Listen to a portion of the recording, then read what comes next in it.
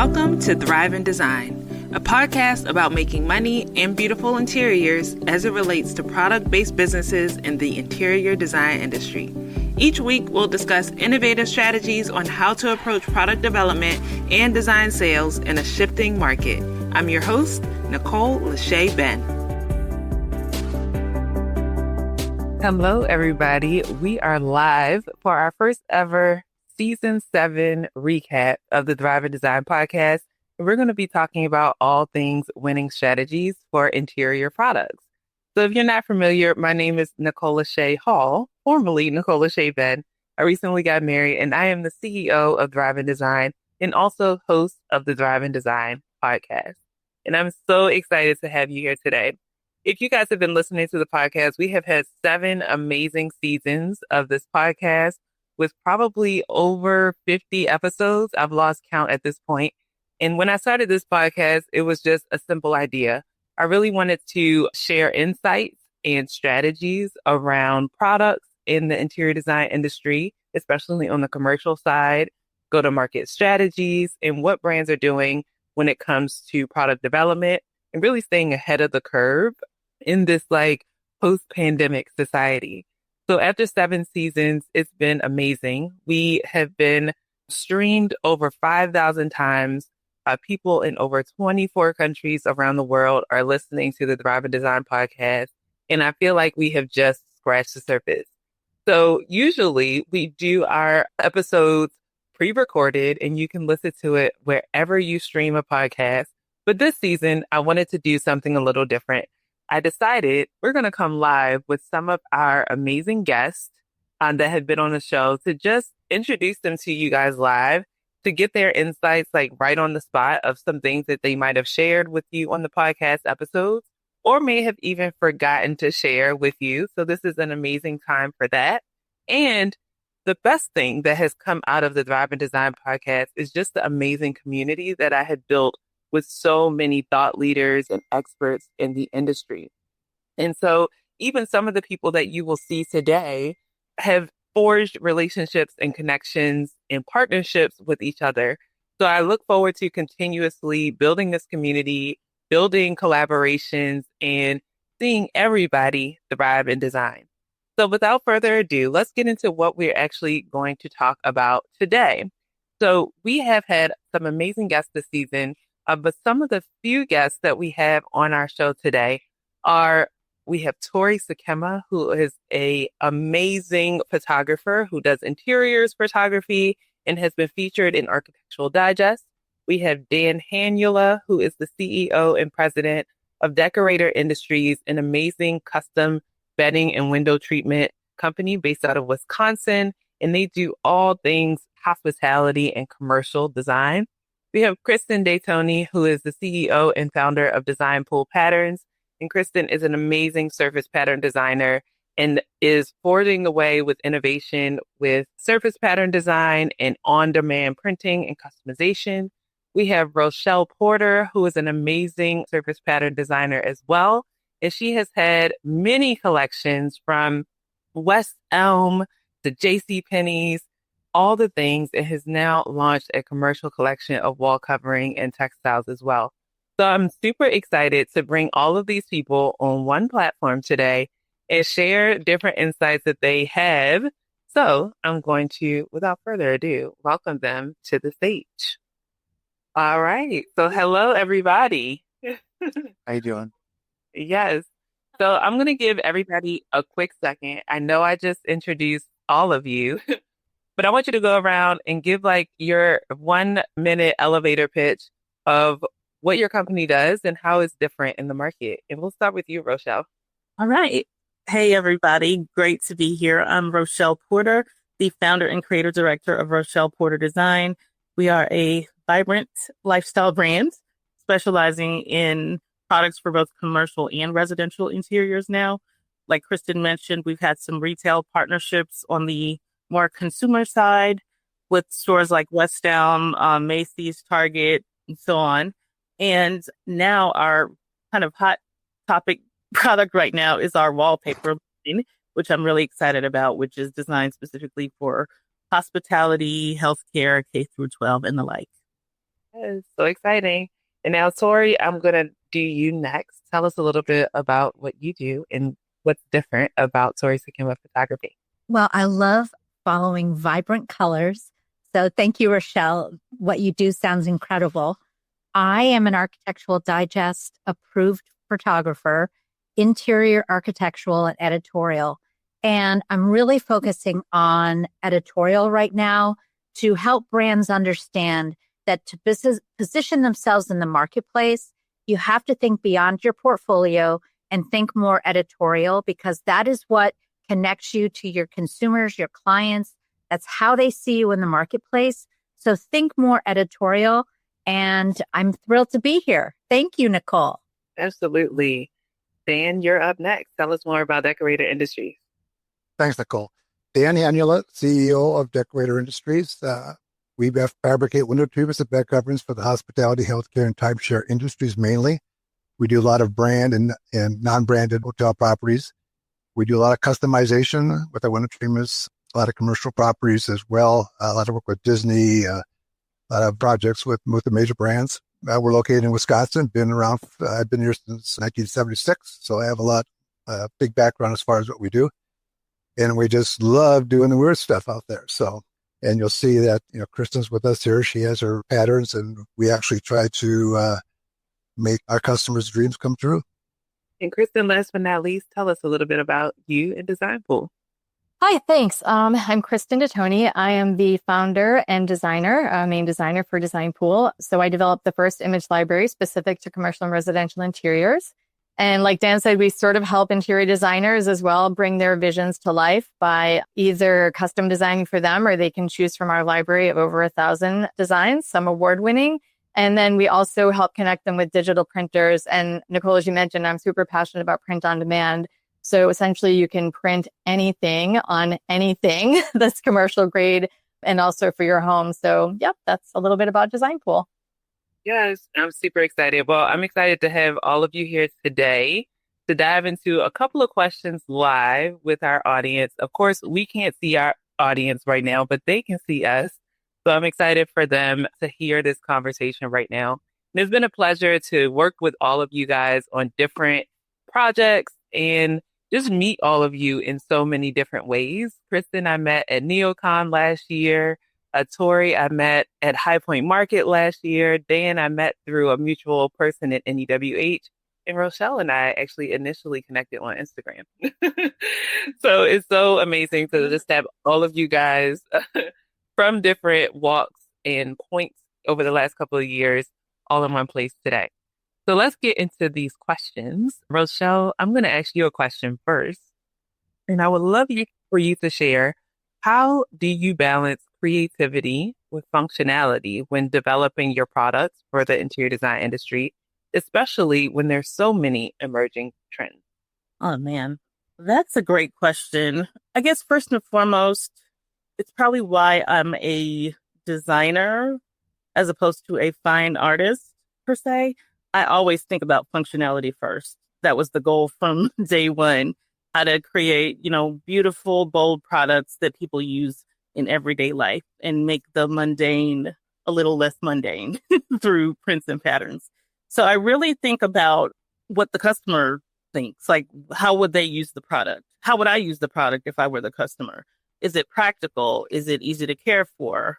If they have kids, are they going to put stands on everything? Is it a sustainable fabric that's hypoallergenic? All these ideas go through my mind. And the process is really intentional for me. The design, I don't want to say it's secondary, but I already know the surface pattern is going to be unique. So I think about the functional and practical part of it first. Awesome. And I would love for you, Kristen, to kind of piggyback on that.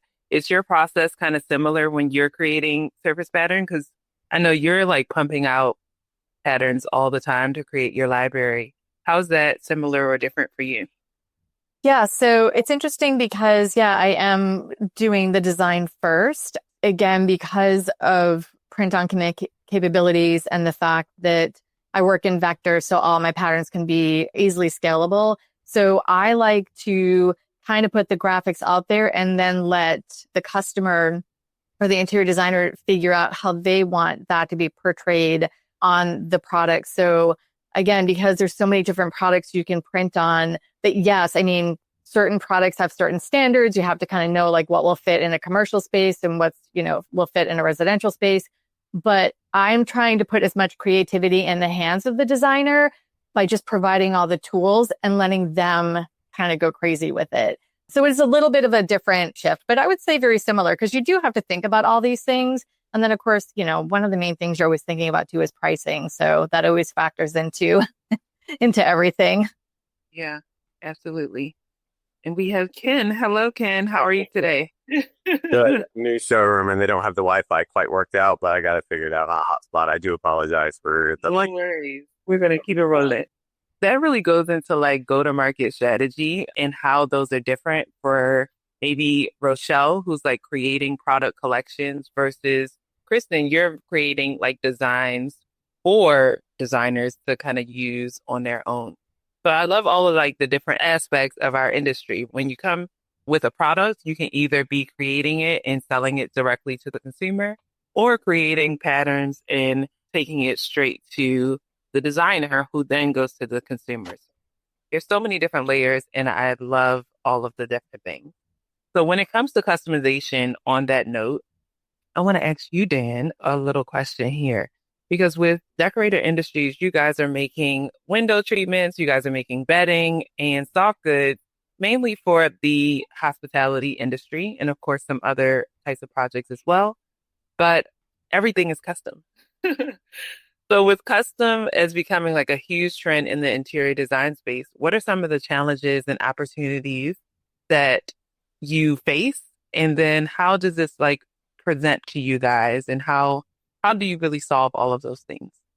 Well, you're correct. I think customization has gotten really, really huge in our industry, and that's something that's we're really interested in participating with.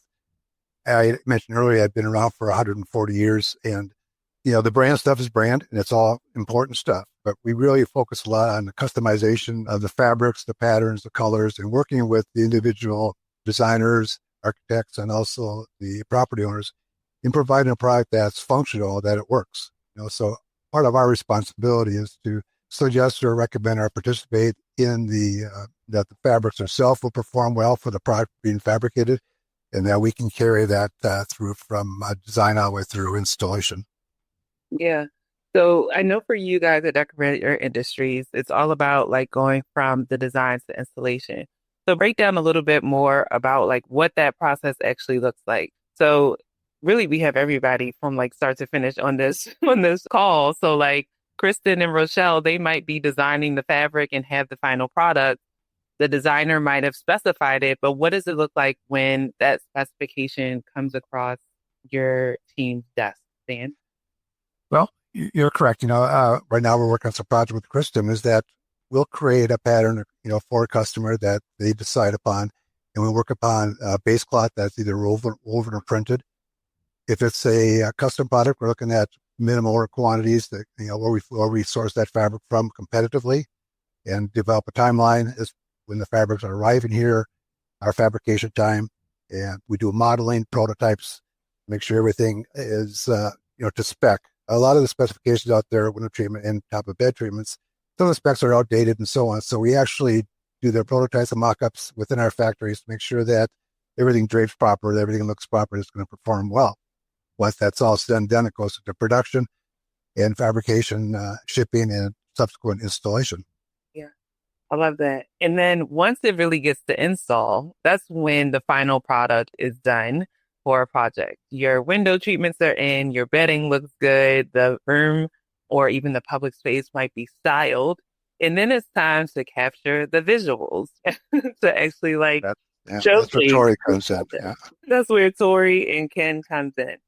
So Ken, you are a part of Johnny Davis Digital Solutions based in North Carolina, and you guys do a really great job of creating some amazing visuals of not only products, but also interior spaces to really showcase like what all the elements of the design are and really tell that story.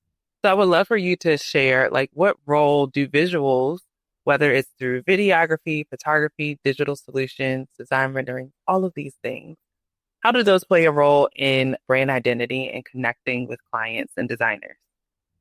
Well, it sort of goes along with what Dan was saying. You're shooting for the brand. You've got to understand where the brand has been, where they're going to, sort of their hallmarks, what they're looking for. If it's something simple, like we're shooting at Bernhardt today, you have to understand their lighting. Their lighting is completely different. They're using a lot of very fine handcrafted details on their finishes. You have to bring those out. And if you don't, then you're not really telling the whole story of that piece, and you're really doing a disservice to the brand in general. In videography, it's even more important because you don't get the benefit of, having our Photoshop technicians going through and, making the images perfect, even if it's not fabricated thusly. So in video, it's even more important that, you are trying to capture the essence of what is actually going on. We were in St. Augustine a few weeks ago shooting for Josie Myers with Reverie Design. And, it was very important that we were capturing her in her space and homes that she was designing for clients, and being able to tell an authentic story, Josie's authentic story, through the lens of the homeowner, through the lens of the different brands that are represented. If they're using Bernhardt, for instance, in one of those homes, when we're videoing in that home, it's got to look like that's true to Bernhardt standards and true to Josie's vision and true to the homeowner's story. So you're really telling a couple of different stories within that. And that's what we pride ourselves in doing, is being able to really craft that narrative and, drive it home. Yeah, I love that. I'm wondering, Tori, if you have any thoughts as to piggyback on what Ken is saying. Yeah, I think it really depends, like a showroom setting versus a homeowner's, an actual home. Or if you're in a commercial space, like Dan, we were at a specific hotel that we were showcasing those beautiful draperies. And I think a lot of the nuances have to do with also styling the space. And what is that space really telling us? What story, if you will? We are definitely visual storytellers. So without using words, how can we evoke an emotion, an emotional response that we want our clients on the other end? Because let's be honest, why are we doing all of this? From the inception of design to the manufacturing, to the finished, I'll put cherry on top, the photography.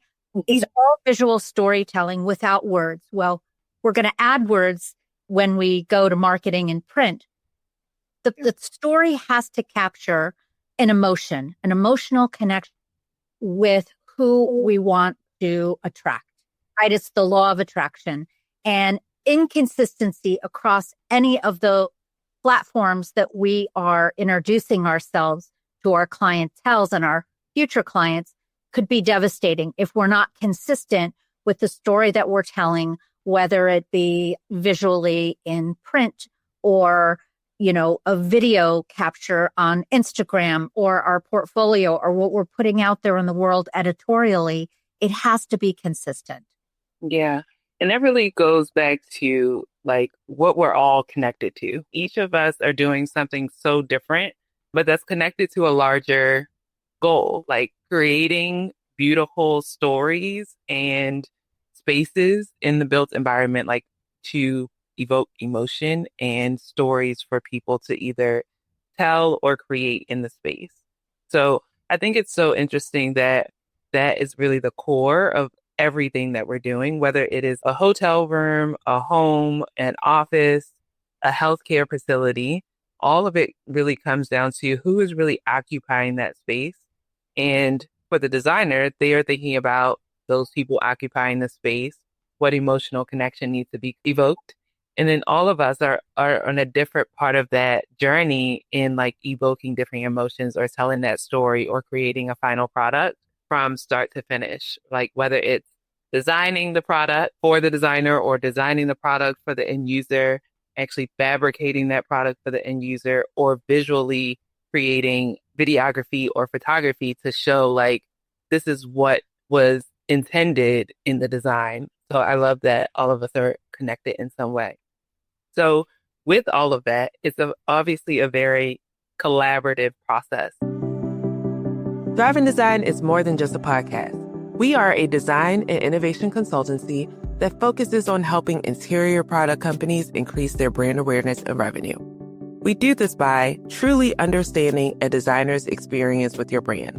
We need to know what they experience from the time they learn about your brand, through the specification process, through that product being shipped out to the job site.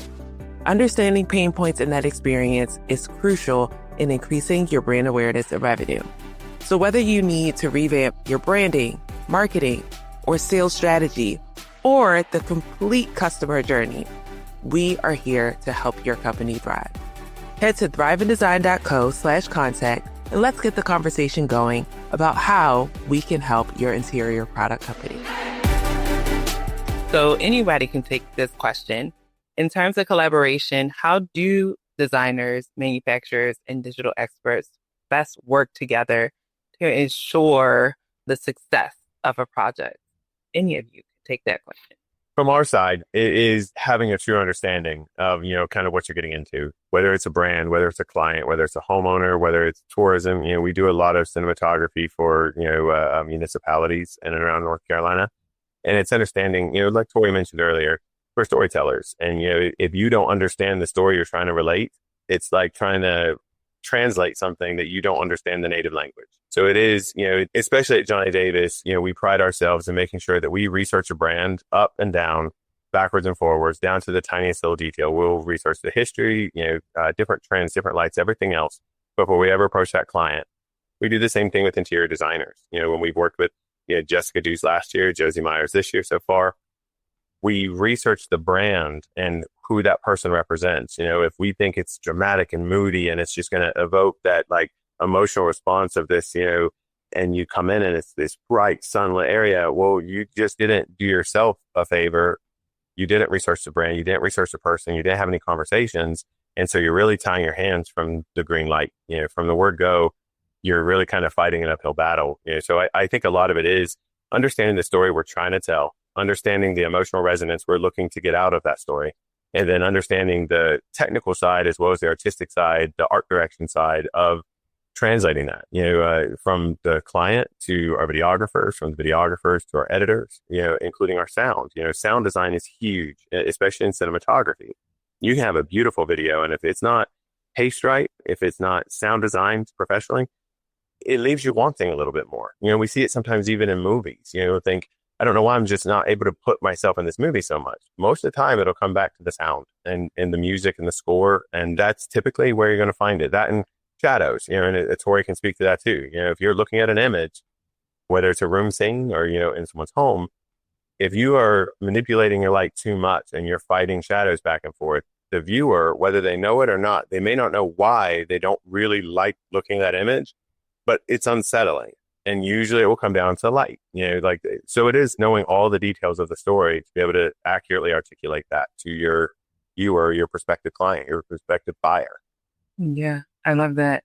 And so I love how all of this is like coming together in terms of like how all of it, whether it's like the story, the lighting, the shadows, even down to the sound, kind of can evoke this emotion in telling the story of the design.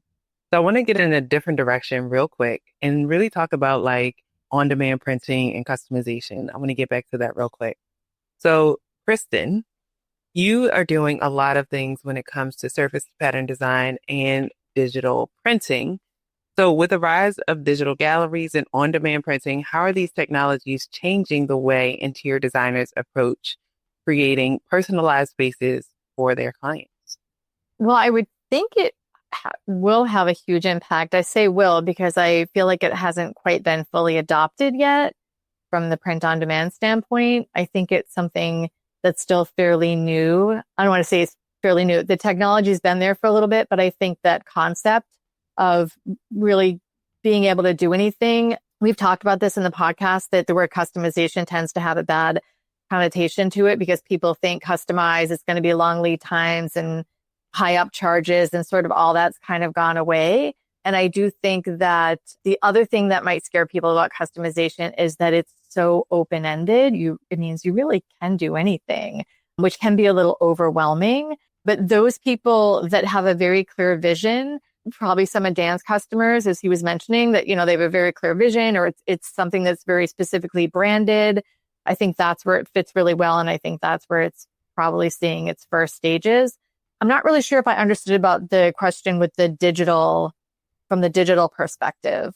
Well, with the Design Pool, you have a whole digital gallery of all of the different patterns. How do you see that kind of shifting in the market right now? From being like physical to digital? Yeah.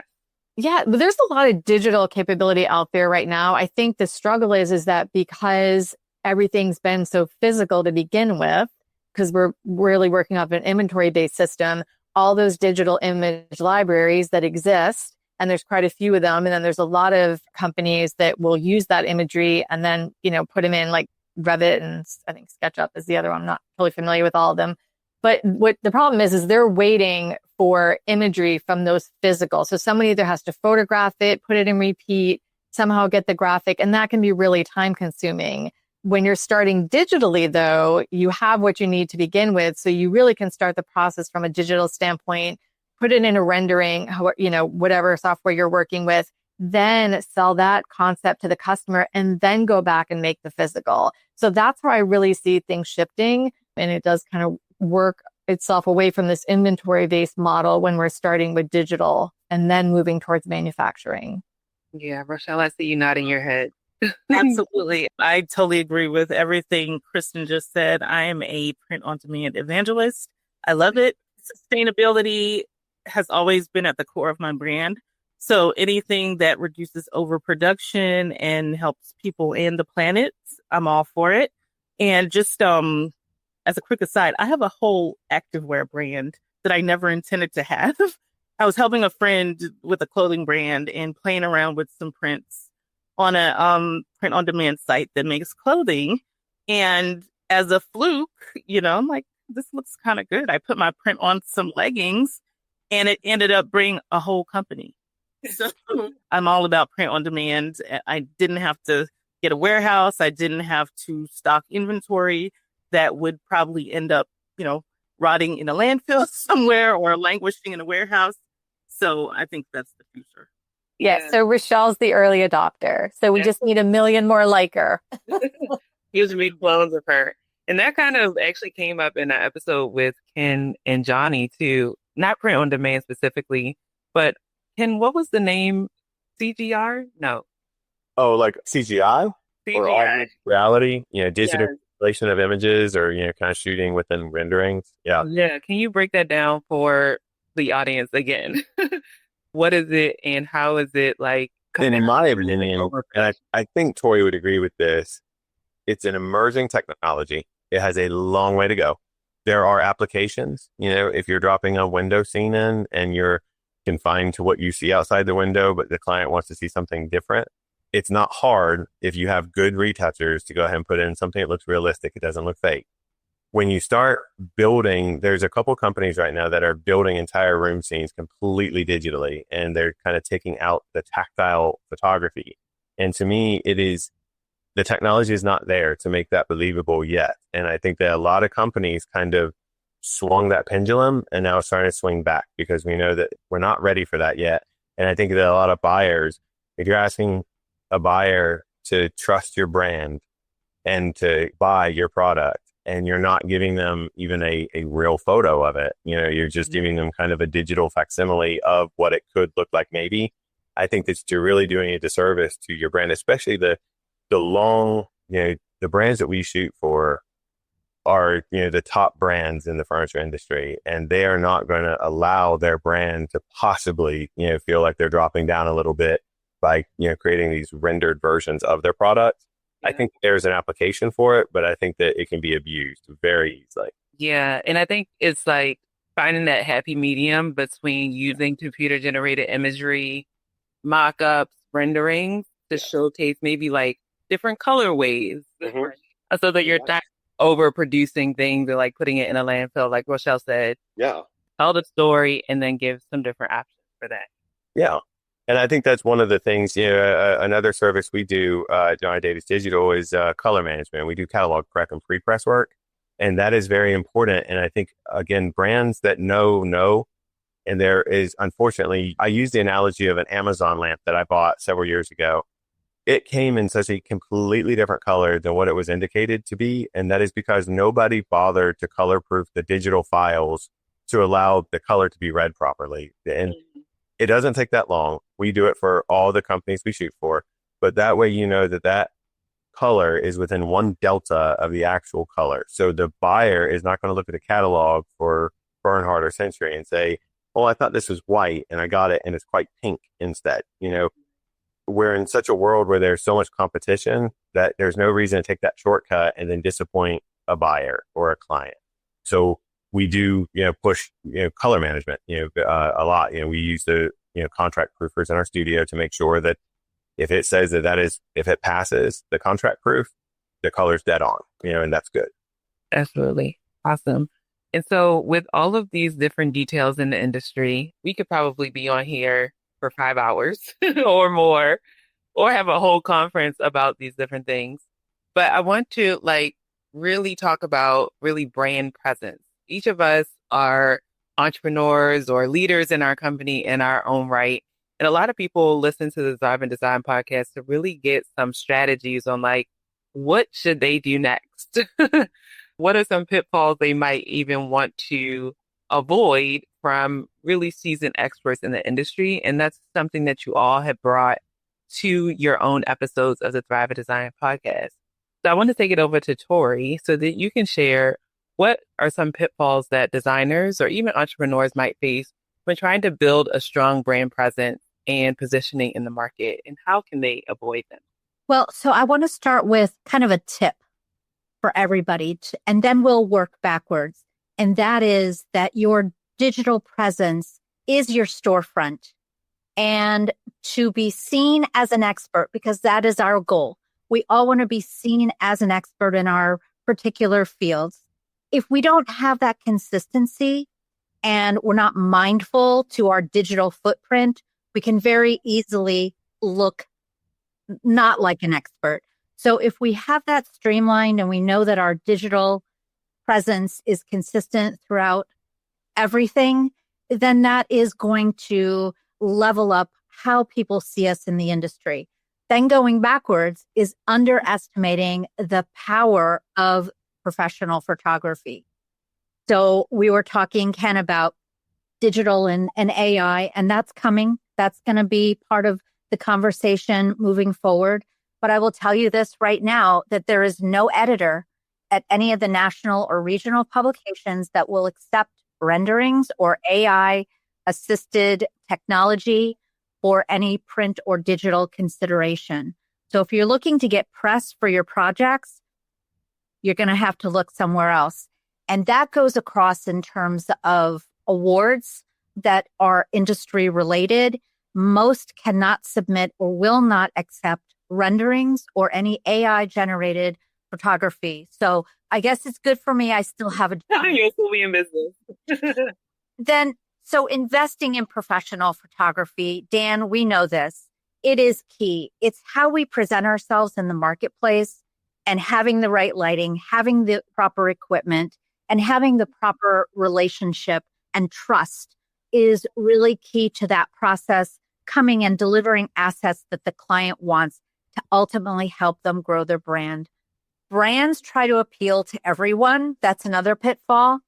So what I would offer is that understanding, as I do, diving deep into a brand, understanding who their clients are, who they're talking to, is so key in how we approach our photography and our shot list and the visual story that we're going to tell. So try not to appeal to everyone, really. And the word niche is really overused, but having an identity, knowing who your clientele is, and then speaking their language is going to appeal to them and maybe not appeal to the masses. That would be another pitfall. And then we talked about before is inconsistency across platforms. That is a pitfall. If you're investing in professional photography, you know that the person that you're working with, if that's me at Tori Sycamore Photography, I will know to work consistently across all platforms and really help and guide that marketing strategy for my clients. that helps them tell the story of their brand. So those have been some pitfalls. Yeah, and I'm sure Dan, you could probably relate to that, and just like the reason that you hired my team to come in and revamp things so that you guys can position yourself in the marketplace to be consistent across all platforms. Yeah, I think that we've always known we were a good manufacturer, and I think that if we had a weakness, it was on the sales and market end of things to actually let people know, what we can do. We just do a lot of stuff with a lot of people, and we take a lot of pride in what we produce. It was a matter of getting our message out there, and actually, people, for people, Tori came out and worked with us several times, and actually to say, hey, this is good stuff. We can do this. So I think, through working with Kristen on developing patterns on different base cloths that work, through the digital process of scaling and sizing your patterns and colors, and whether it be digital printing, custom printing, small lots, and so on. We do all that stuff. And I think that we work very hard at sourcing materials that they're competitively priced and still meet the quality standard, our fabrication, delivery time, and so on. But you can do all that, but if you don't have the full package, if everybody's not on board, if that job, we can make the best drape in the whole world. If it's not installed correctly, it's going to look bad. So it goes through that, goes through your team, Nicole, and also Tori, and everybody on the page here. It's all goes together, provide a finished product that everybody's happy with. Yeah, absolutely. And what we are not even realizing, like we have like almost like a dream team here on the screen. So Dan, Tori, and Kristen, like you guys have all worked together at some point. And Rochelle and Ken, I need to connect you guys with the others on this screen as well, because there's so many opportunities for collaboration and taking each other to the next level as well. But to end this episode of this live stream recap that we have going on, I want to ask you all one question, and I will go around so you can each answer with a short answer. But what's one key takeaway you want people to know about your brand and about your experience with me as Raven Design? Dan, go start with you. I think that our quality of workmanship, I think that in our world, motorization is becoming huge. But I think, communicating with our customers on an individual basis is really critical for us to provide them with a functional product that is going to perform well for the end user. And I think that, Nicole, your team has really enlightened me. I think it's just great to see the energy, enthusiasm, and the knowledge that you and your team have brought forth. It's just really exciting for me. I mean, I've been this forever, but it's cool stuff. I'm having a good time. Awesome. Kristen, how about you? What people want to know about Design Pool. So we have over 1,000 designs. Like I said, everything's in seamless repeat vector format. They really can be used by anyone, interior designers, people who have print capabilities.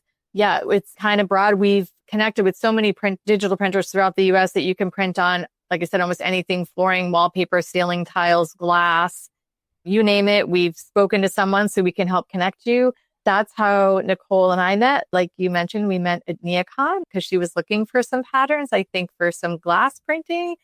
So my experience with Nicole is lovely. She's one of my favorite humans. She's very sweet and kind and generous. And I work with so many digital printers who have the print capability and, want to use my designs, but then they don't know how to get to market. And I'm like, oh, please give Nicole a call. She will help you with your brand. So yes, it's been a great experience and I'm glad we met. Thank you. It's been a pleasure. All right, Ken, tell us what you want people to know about Johnny Davis Digital Solutions and a little bit about what your experience has been with Raven Design. It's one word. All of that is one word. It's collaboration. We are not in the world anymore of the gatekeeping, where it's I have my clients, I have my secrets, and you stay over there, and I'm going to stay over here. I'm going to try to take everything. We, as a company, see everybody in our industry and the tangentially connected industries as potential collaborators in the next creative revolution, which I believe is happening and it's starting right now. And I think that when we see people logging into your podcast specifically, being a guest on your podcast, and we launched our podcast earlier this year for the exact same reason. We are uniting creatives that are under the umbrella of a total collaboration. And I think that we're going to see our entire industry, as well as our surrounding environments, improve as a result. And so we are super excited to be part of this collaboration, of conversations exactly like this. Yeah, I'm excited. I can't wait to see your podcast grow. It was so good, like having that one-on-one session. I'm so excited. I could not be more excited. Awesome. Rochelle, over to you. Tell us what you want people to know about your brand and a little about your experience with Drive and Design. Sure. And I love that Ken just used the term creative revolution, because we need t-shirts. Exactly what this is. Yeah, I'd wear it. But I mean, in keeping with that, I just think brands like mine, and probably like everyone here, are really the future of the industry, with our focus on, collaboration, sustainability, customization, ethical manufacturing. This is where the industry is going. I think this is where it's supposed to go. And I'm excited and humbled to be part of that cohort. So that's what my brand is about in a nutshell. As far as my experience with Nicole, I'm trying to put it into a succinct paragraph. Just coming from the more consumer retail side, it's totally different from commercial. And I've been slowly making this pivot over the last couple of years. But meeting with her, I think, will just skyrocket me there. I won't have to learn the hard way.